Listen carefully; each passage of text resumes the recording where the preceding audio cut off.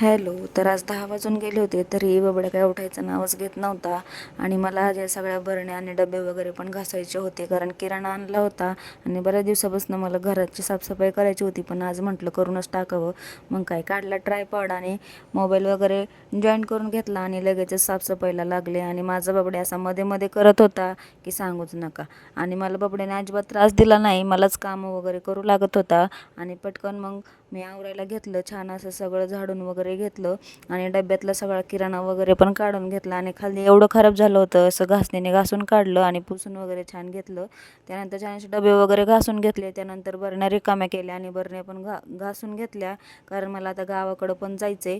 आणि इकडे मी एकटीच काम करत होते, त्यामुळं बबड्याला काही दाखवलं नाही. त्यामुळं माझा बबड्याही मला असं मदत करत होता डबे वगैरे पुसण्यासाठी. आणि त्यानंतर मग लगेचच किराणा वगैरे लावायला घेतला आणि किराणा सगळा लावून घेतला. तर खाली एवढा सगळा पसारा झाला होता ना की बापरे.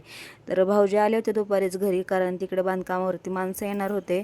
तर मग त्यांना म्हटलं की याला घेऊन जा जरा वेळ. मग ते घेऊन गेल्यानंतर मग मी सगळी कामं वगैरे आवरली. आणि एवढी कामं झाली होती की खूप कंटाळा आला होता, त्यामुळे म्हटलं की आज बाहेरच जाऊया. मग प्लॅन केला आणि चायनीज खायला गेलो.